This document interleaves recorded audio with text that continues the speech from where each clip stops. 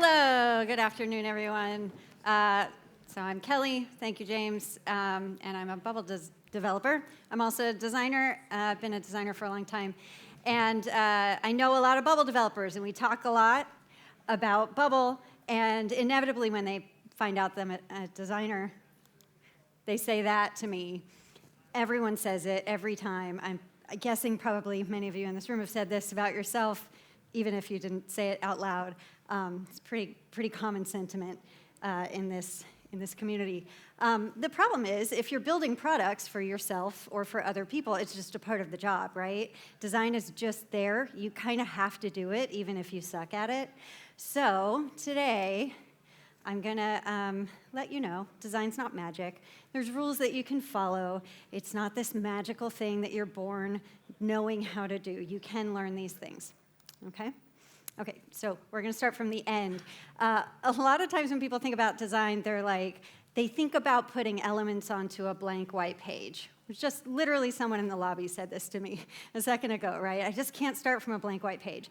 And I would argue that that's almost never where you should start. You shouldn't start from a blank white page, right? I would argue that design is primarily about analysis and noticing things, right? So we're going to start from the end today. We're going to start and look at a piece of design, an app that's been built, and analyze it and figure out how to fix it, okay? So part of analyzing a design, you're going to ask yourself a few questions, right? These are the questions you're going to ask yourself. First, what's the purpose of this design that I'm looking at? What is the function of this page, the primary thing we want users to do? The second question is, what's making it not work? What do we have on the page that's getting in the way of the purpose of that page? And then the third question is, well, what do we do? How do we fix it, right? So we're going to go through all of these together from the end with this design right here. This is a client that I've worked with before. It's an app that's built on Bubble. They know I'm talking about them today. So thanks, Kicky, for letting us roast your design. So this is what this page looks like. Just take in the glory of this page.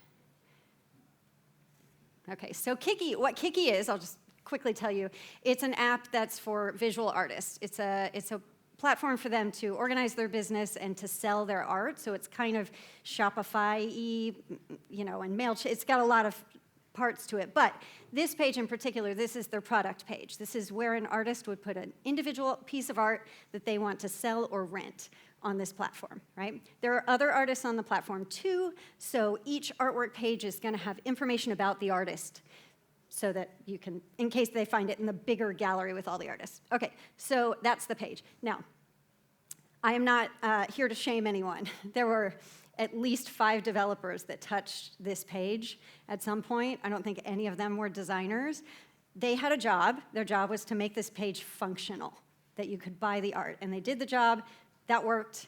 It just kind of turned out to be a bit of a Frankenstein, right? Okay, so first we need to decide what's the purpose of the page, right? This is e-commerce. So what's the purpose? To sell the thing, right? You want people to buy or rent this piece of art. So number one purpose. Now most pages, I would say, you probably only want just one purpose, one singular thing that you want to point users to do on this page. But e-commerce is a little bit more complicated. That's fine. So we do have some other purposes. Second one is to get to know the artist. And this stuff here is about the artist, right? So we got to have that stuff on the page if that's a part of the purpose. And then the third purpose is to view more of that artist's work, okay? So 3 purposes on the page. So we did it. We did number 1. That was easy, right? It wasn't too difficult. Number 2, what's making it not work? So this is where we're going to dig in. Now, you may see this and go, it doesn't work, but you may not be able to, really pick out the individual things. So I'm going to do that, because this is what I do all day, and I'll talk you through it as I go. Okay. As I do that, I'm going to give you some worst practices to avoid. This will be your checklist as you're building, right? Okay, so the first thing that I notice that does not work about this page, and we're just going to look at this part right now. The top is fine. It's fine.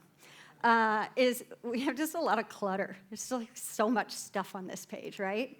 You've got 3 purposes, but you've got like 100 things on the page that just make one big mess of stuff, and there's no structure to it. There's no order to what you're looking at. So that's a problem, and that's going to create a lot of overwhelm for your users. When they land on this page, they're just going to be like, what am I looking at, right? It's overwhelming.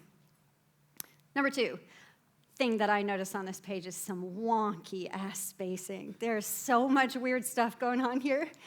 And so I'm going to introduce you to this fancy term that you should all use at parties, the Gestalt principle of proximity. So here's the concept. You've got a bunch of stuff, right? These individual things, all these dots on the page. They're just kind of randomly thrown on there, right? But as soon as you take a few of these and you plop them over there together, and you move them away from this stuff, these feel like their own thing. This feels like an individual thing, right? This group. And the reason why they feel that way is because, click, you've grouped them together. You've reduced the space between those individual elements, and then you've increased the space between those and everything else. That distinguishes this stuff from everything else. So now you have one unit and then a bunch of other stuff on the page. So now imagine you did that with everything, right? Now, instead of 25 random things all over the place, you have 3 things.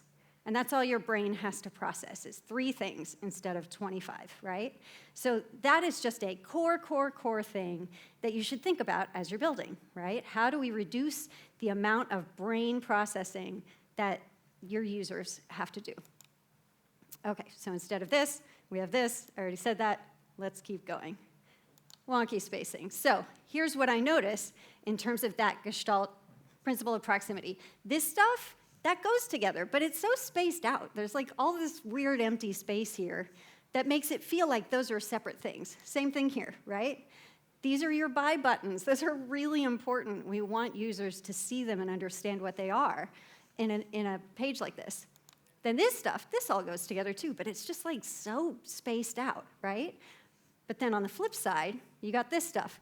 These are not related at all. And they're so next to each other that you see this and you go, this is a unit of stuff, right? It's very confusing.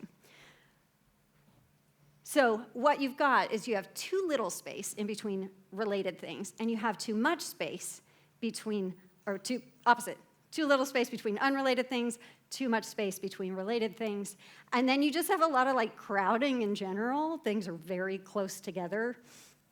It just doesn't feel very intentional, and it stops your users from being able to skim the page. Okay, this part's my favorite, overstyling. Overstyling, what do I mean by that? Well, first thing, and we're gonna zoom in a little bit, is typography. Okay, so just take a look at the words on this screen right now. I count at least 10 different font stylings. And I'm talking bold, I'm talking italics, different fonts, sizes of fonts, different colors. There's so much going on in terms of typography here, right? I don't think it's intentional. I think people think, well, the price is important, I gotta make it bold. And it's important, so I'm going to center it. I'm going to put everything, right? There's reasons for why people do this, but they may not be aware of what they're doing. Now, if we count buttons and input fields, now we have 15. We have 15 different things. And then down here, you have even more if you were to scroll down. Lots and lots of stuff going on here, right? Okay, so that's typography, color. There's not that much use of color. A lot of times I'll see people just like puking color onto their apps. There's not a lot of that here, but I do want to point out the use of color up here. This little teal box here is meant to indicate which of the images is showing in the top banner section that's above this, right? That's good. You should do that.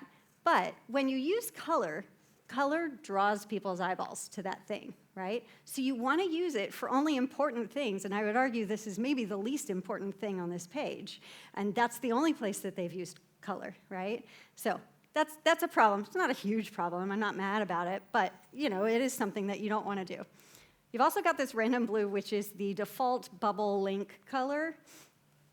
Okay, forgivable, but it looks intentional. It looks like a choice that was made, and that is not one of your brand colors. So, your users are going to believe it's intentional whether it is or it isn't, or maybe worse, they'll know it's the default link color and they'll just think you're lazy, right? Okay. Then we have this graphic in the middle with this random pink color. We are going to talk about that graphic. We will get to it, but it is a random kind of splash of color on the page. Okay, now hovers and animations. This is a still photograph, so I have photoshopped some hover effects that are real in the app. When you hover over a button, it turns bright blue, right? Understandable. Hover effects are good. You need hover effects. What they indicate is that the user has done something. They've hovered over the button.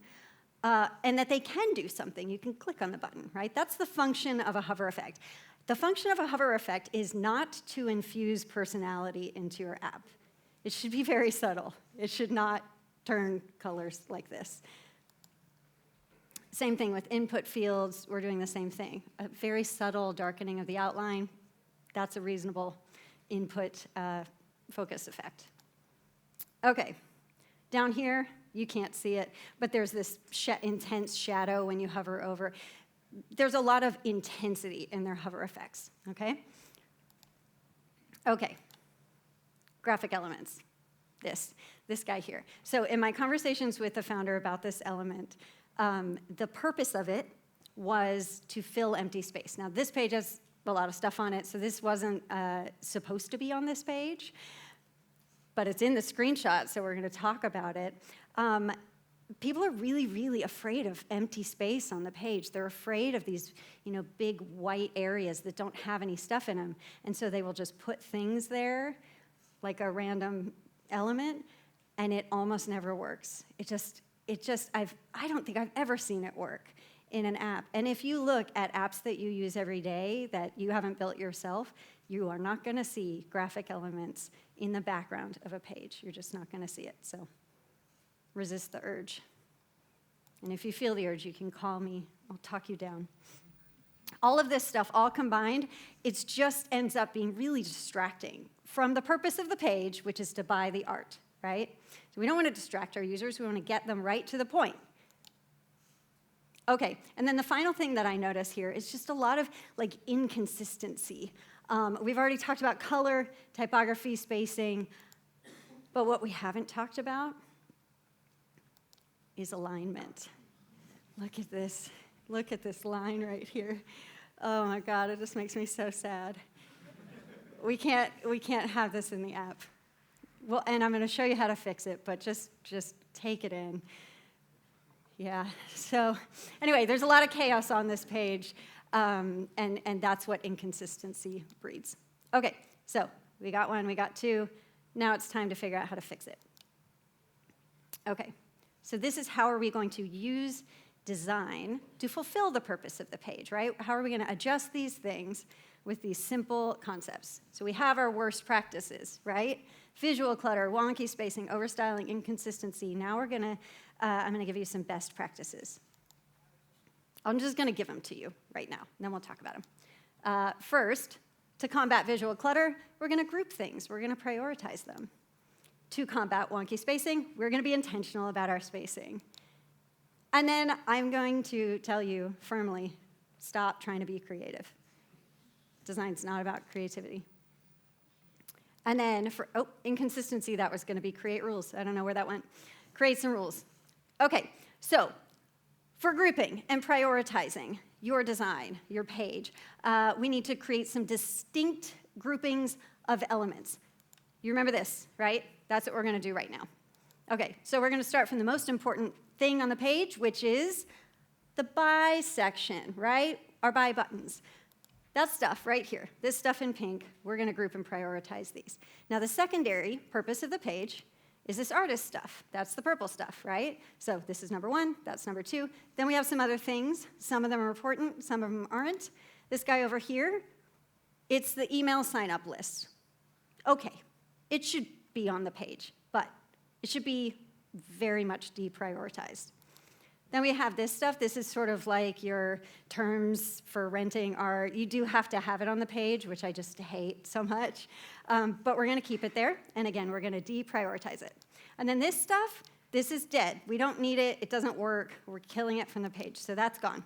OK, so now we've got these 4 elements. OK, we're going to start from the pink here, because this is our priority. We have a few tools that we can use to group these things and prioritize them. One is spacing, okay? You remember how it's all spaced out? And then another one is borders, right? These are 2 little tools that you have in your toolkit. Okay, so we're going to go from that mess to this, right? This looks like one unit now. And then the stuff that's separate, right? You have the buy button and you have the rent button. Those are separated from each other as well in their own little boxes. They're tidy little boxes, right?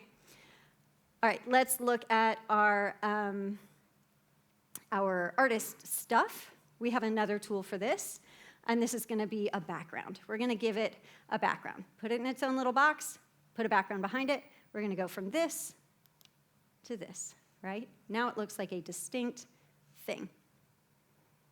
Okay. Now that we've got distinct things, right? These don't feel like all mushed together anymore. We need to create a hierarchy to tell the user what's the most important of these things, right? So again, we have some tools. The first one is going to be size. We're going to manipulate these objects to make one bigger than the other, blah, blah, blah, blah, blah. That makes sense, right? That's pretty logical. So we're going to start with the most important thing, make it a little bit bigger. Then we're going to take the other things, make them a little bit smaller, and now we're feeling a little bit more balanced, right? You can do this with font sizing, spacing. There's a lot of ways that you can kind of shrink things. And now we're going to talk about weight. So this still feels really heavy over here, right? Because there's a lot of text here. There's a whole bunch of stuff in this box.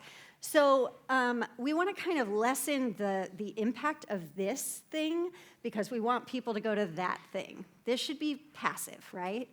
So we're going to use weight, and by weight, I mean something like this, right? The background was darker, now it's a little lighter. Maybe our font is a little lighter as well. Maybe it's a thinner weight of font, which we'll get to. And then if you look at this button here, it was filled in, and now it's an outline button. Very simple little adjustment that's going to make this a much more passive element. And then these guys, same kind of deal, right? Because these are super not important. But we're not going to put a border or a background on them because we want them to be like even more in the background. Okay, this section, same thing. You can go from everything in it is really important, or you can say, you know what, we're going to pull back the text a little bit, and we're going to make the buttons just really stand out, drive the user to that. Okay. Now, this is in pretty good shape, I think. It's better than it was before. But when I'm looking at this, I feel like what happens is my eyes go to this and go, that's important. And then they go, but what's this over here, right? You kind of land over here. Your eyes sort of land over there. And I think that might be because that's how we read.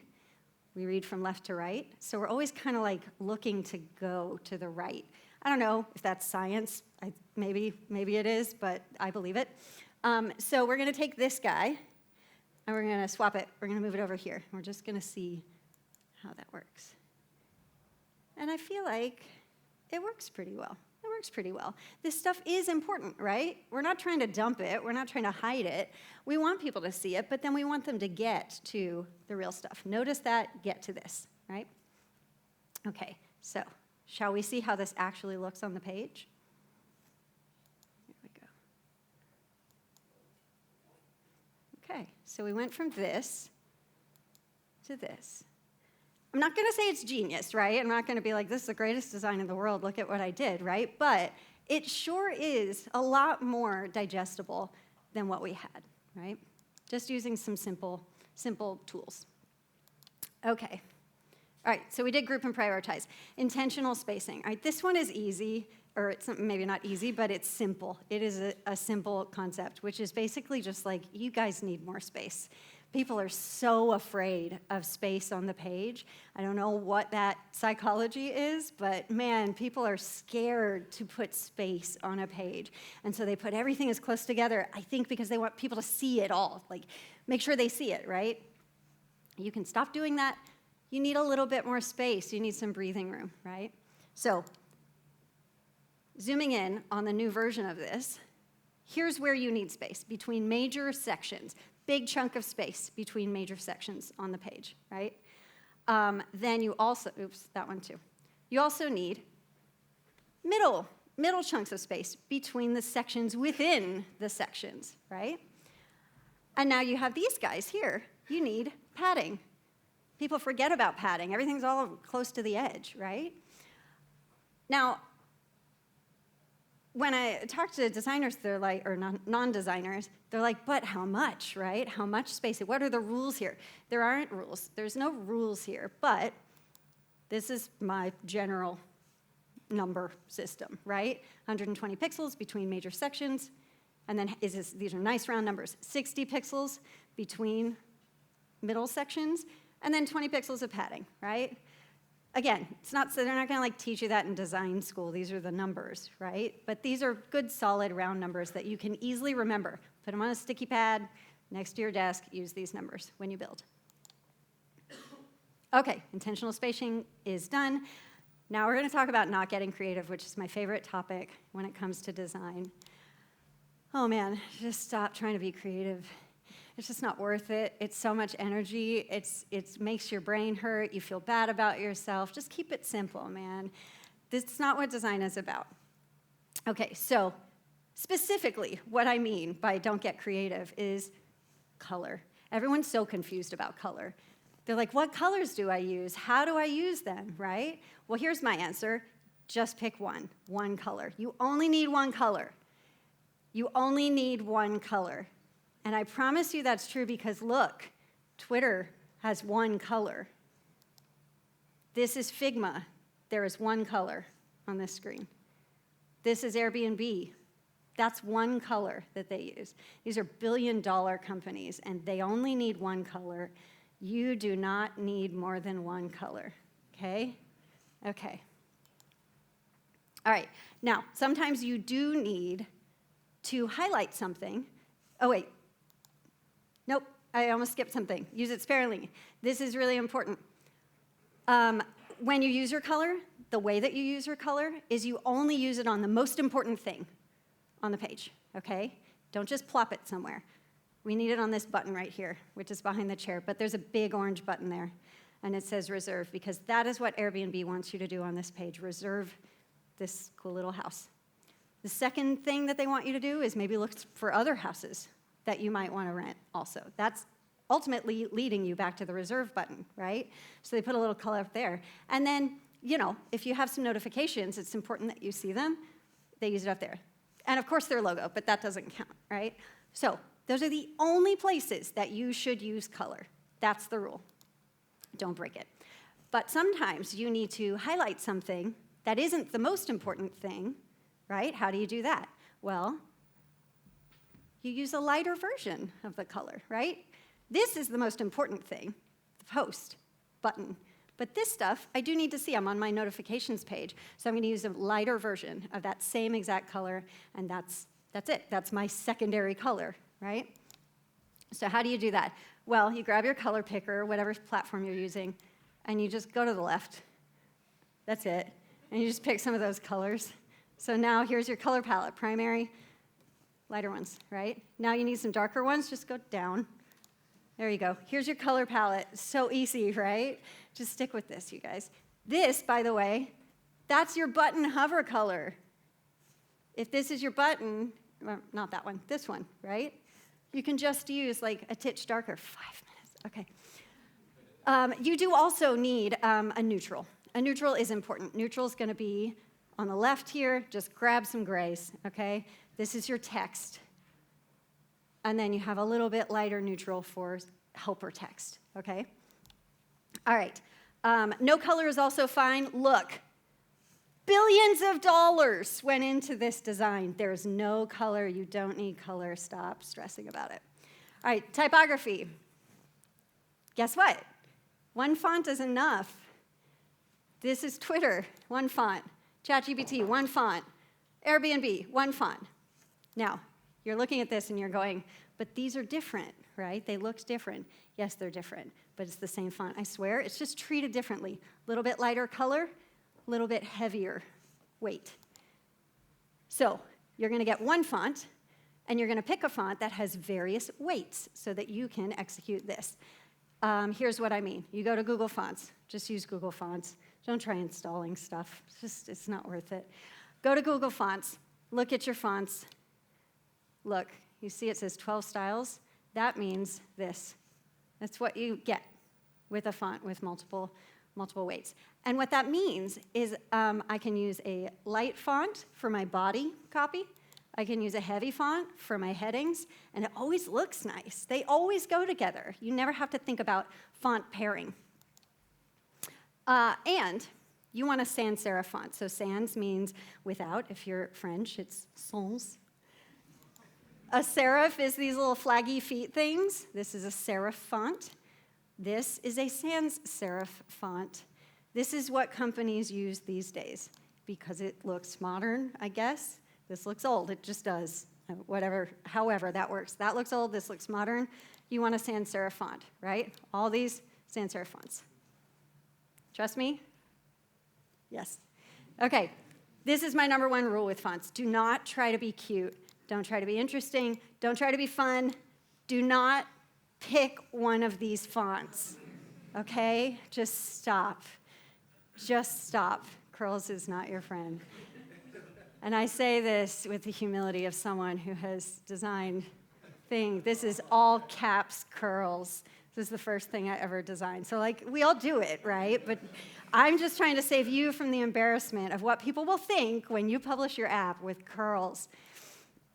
All right, here's some fonts. Pick those fonts. These are good ones. They're easy. They're always going to work. They'll look nice on any screen. And you can get them free at Google. And they're built into most NoCode tools. Okay, I'm not going to say anything about this other than just don't use these. Just don't do it, okay? That's the fix, is just take it off the page. All right. This is a little soapbox. Design is rarely about making something pretty, okay? And it's never, ever about what you personally like. It's just not. It's not about you expressing yourself or trying out design. It's not. What design is about is fulfilling the purpose of the page. That is the only purpose of design, especially if you are building yourself and you are not designer, right? And especially if it's a new product, you just need people to know what to do and do the thing. That's all it is. Now, delight. Delight is a thing that everyone's like, but, infuse delight into your product. Yes, sure. But go raise a few $1 million first. Do that afterward. Hire someone whose job that is, whose expertise that is. Don't try to do that yourself. It just doesn't work, and it actually can work against you if you try it. Okay, finally, create some rules. Here's an example of the rules that I create for myself. This is a heading. This is a heading. This is what a button looks like, right? This is what these things look like in my app. And this is the most important rule. Everything's left aligned, you guys. Everything is left aligned. Don't center things. It doesn't work. And we don't want this, right? Don't center things and just align it along the same axis. Okay, the way you do that, in whatever tool you're using, figure out in whatever tool you're using, right? This is Bubble, you add styles, and then you apply the styles to the elements on the page. I'm sure there are many, many ways to do this. In traditional code, it's CSS. They have a system for this. Use the system. That's where you put your rules. You don't want to have to remember them, right? Don't keep all that stuff in your brain. You have enough to do. Okay, we did it. Now your job is to go find the ugliest thing you've ever made, go through the questions, and then fix it. And then I would love if you sent it to me so I could see if this actually worked. That's it. I'm done. Thank you. We have hit our time, but there are so many people in the room. I really think we should open for 5 minutes of questions. That was such a great presentation. Have we got any questions at all? I'd love to hand you the microphone if you do have any, just so our online people can hear you. How much did sales go up after you redesigned? Oh, I don't. That's a great. He asked how much did sales go up after we redesigned. I don't know. I haven't talked to the client about it. So yeah, I'll ask him. But I'm assuming just millions. Yeah, so much money. That's my assumption. Yeah. So in the beginning of your presentation, you said like you don't start from a blank page, Yeah. and like what you showed is incredible and really nice to like look at a page and make it better. But most of the builders, I think, start here from I have an idea. How do you have any tips to start? Start from a blank page. Yes. Yeah. Don't start from a blank page. Find an app that does something similar to what you do, to what your app does, and copy it. And literally, just copy it, you guys. Here's the thing, and what I forgot to say there. The buy button being on the right, Amazon puts it on the right. They've spent millions figuring out where to put the buy button. Just put it where Amazon puts the buy. If you're selling something online, right? If you're doing an Airbnb clone, like, man, just copy Airbnb clone. Eventually, you can get creative with it by hiring a designer whose job it is to be creative.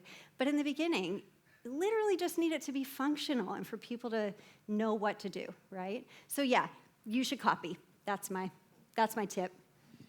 And P.S., that's how designers learn too, right? Everything is a remix, right? You start from something. You don't have to start from scratch. Yes? Hi, I noticed that you used a font where the numbers don't line up. Did I? What do you think about that? Like, On which way? because as a designer, I hate that. Next question. Yeah. No, you're right. I know what you're talking about. The 1 is always narrow, and a 3 is a wider, and then they don't line up. Yeah, you have to nudge them. It's very annoying. Small things. Must be a designer. Yeah. Hi. So if you're designing something for a client who believes they're a designer, oh, the worst. how do you handle that? So How do you handle if it? they think, so you maybe you mock up a design based on all your best practices, and they go, yeah, I don't like that very much. Yeah. Can we change this? Can we move that? Can we do that? I'm the client. Yeah. So before I start on a project, I give some parameters on how this is going to go, right? And I give them the speech about, like, this is not going to be about what you like. There are going to be things that you don't like. There are going to be things you want to try, and I'm going to push back really hard because my job is to make sure this is a usable page, right? So, and then I push back, and I say, maybe we can, or sometimes I'm like, maybe we could try that after we've shipped the thing, and then they forget about it, right? So yeah, I start from there. I mean, I make it really, really clear that design isn't about preference at all. And so as soon as, and in feedback, like, okay, here's the design. Here's the kind of feedback I want. And I always specifically say, please don't be instructive in your feedback. Don't tell me how to fix the thing. Just tell me why it does not work for the purpose of the page. That's how I frame it. And that usually kills it. Yeah. Hey, Kelly. Thanks for the talk. It's really interesting.